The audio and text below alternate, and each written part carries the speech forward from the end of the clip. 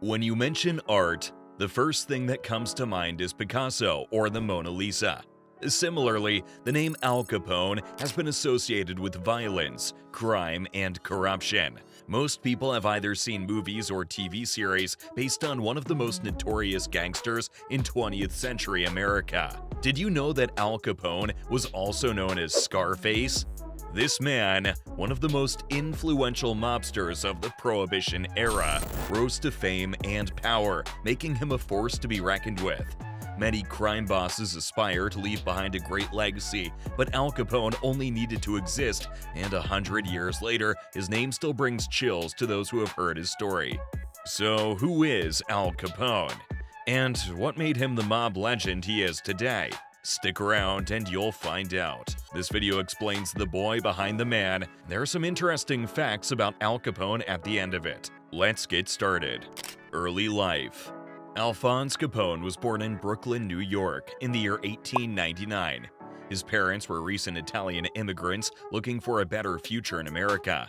He had humble beginnings as his father was a barber and his mother was a seamstress. Capone was the fourth of 9 children, and he showed great promise as a student. Unfortunately, he got into trouble a lot due to his temper, and ended up being expelled after hitting a female teacher in the face when he was 14.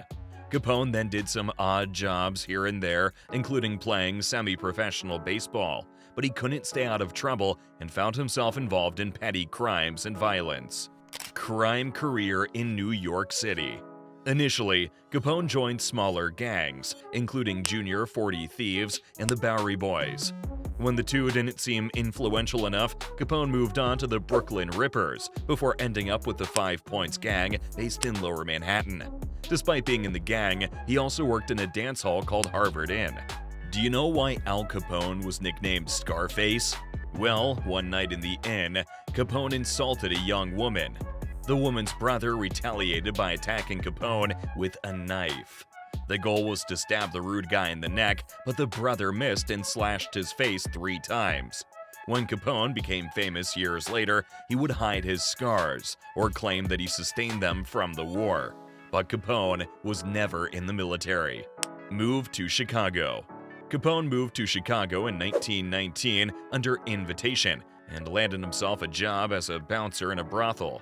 Researchers speculate that this is where he contracted syphilis, and while he could have cured the disease in its early stages with Salvarsan, Capone never sought treatment. In 1920, the United States government passed the 18th Amendment bill prohibiting the sale of alcohol. Capone saw this as an amazing opportunity to make huge profits, trafficking it throughout the country. Capone did the bootlegging business alongside another mobster named Notorious, and several people lost their lives when they attempted to interfere with the business. As the years went by, Capone's name started appearing in the local newspapers, and he was dubbed a boxing promoter. Meanwhile, Notorious took over the Chicago outfit gang after the boss was murdered. Notorious made Capone his right-hand man, and the two started making money like he had never seen before.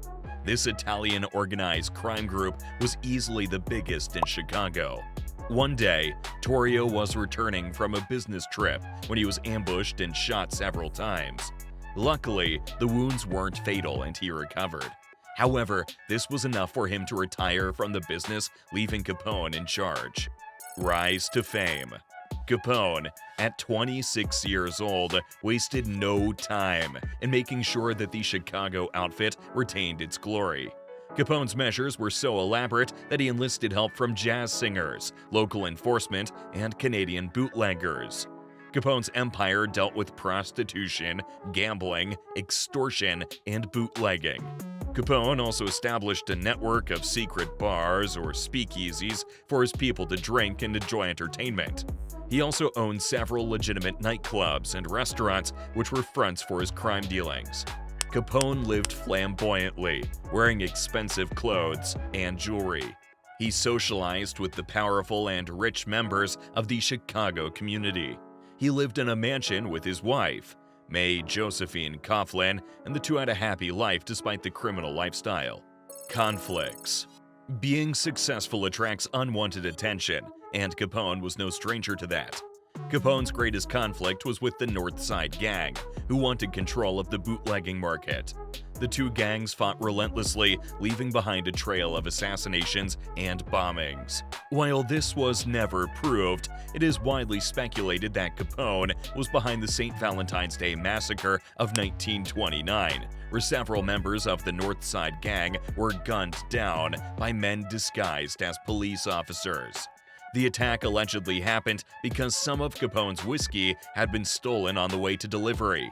Capone was never charged with this heinous crime since he was at his home in Florida. Capone had several political ties as well, with people speculating that he had donated $250,000 to Republican mayoral candidate William Hale Thompson and aided his victory. After the massacre, Thompson's alliance with Capone led to his political demise. Capone's image was visibly destroyed when he refused to attend summons before a grand jury. To clear his name, Capone sponsored a soup kitchen and donated to various charities. The fall.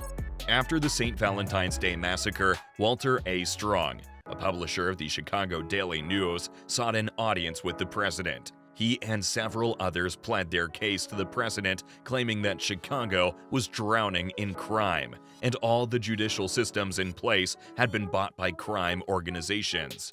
The president, Herbert Hoover, agreed to let the federal team rain down on Chicago.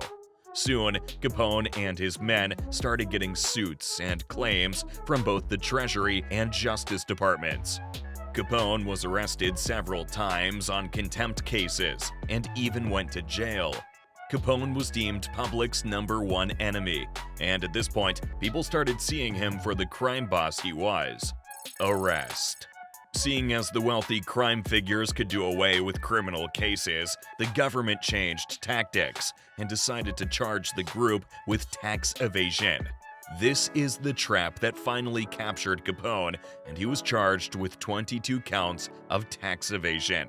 A jury of his peers found him guilty of 5 counts, and Capone was sentenced to 11 years imprisonment. The sentencing was the harshest ever seen of the crime, not to mention the several thousands of dollars Capone had to pay. Imprisonment. Capone served the first years of his sentence at a penitentiary center in Atlanta, Georgia. Here, he was treated with novelty due to his fame and notoriety. Unfortunately, Capone struggled with his physical health as his syphilis started getting worse. In 1934, Capone and several other inmates were transferred to the infamous Alcatraz prison off the coast of San Francisco. He was among the first inmates sent there, and he served out the rest of his sentence confused and dazed. At this time, his empire had crumbled as law enforcers worked tirelessly to dismantle it. Gang members turned on each other, leaving many of them dead or imprisoned. Death. Capone was released from prison in 1939 after serving 7 years of his sentence due to his deteriorating health. When he got out, he was a shell of the man he was before. He was referred to the Johns Hopkins Center, but they refused to treat him. Luckily, Union Memorial Hospital took him in as a patient. Capone retired to his Florida mansion, where he spent his days playing cards and fishing, away from the public eye. The illness had eaten him up and diminished his mental capacity to that of a 12-year-old. He received penicillin, and while it was too late to reverse the brain damage, the drug slowed the disease's progression. In January 1947, Capone died of cardiac arrest after a stroke at 48 years old. A private funeral was held in Chicago, but his remains were later moved to Illinois alongside his father and brother. Capone's actions still inspire today's gangsters, and he's remembered as one of the most influential and iconic mobsters of the Prohibition era. Interesting facts. Capone hated his infamous nickname, Scarface. Capone's gang brought in up to $100 million annually. Capone was born in January, and he also died in January. The stereotypical image of a mobster wearing a pinstripe suit and a fedora is based on Capone's photos. That has been the tragic story of Al Capone. We would like to know how you feel about Al Capone's life. Please let us know in the comment section below, and don't forget to like and share. Also, hit the subscribe button to get notifications on the latest uploads on the channel. As always, see you in the next video.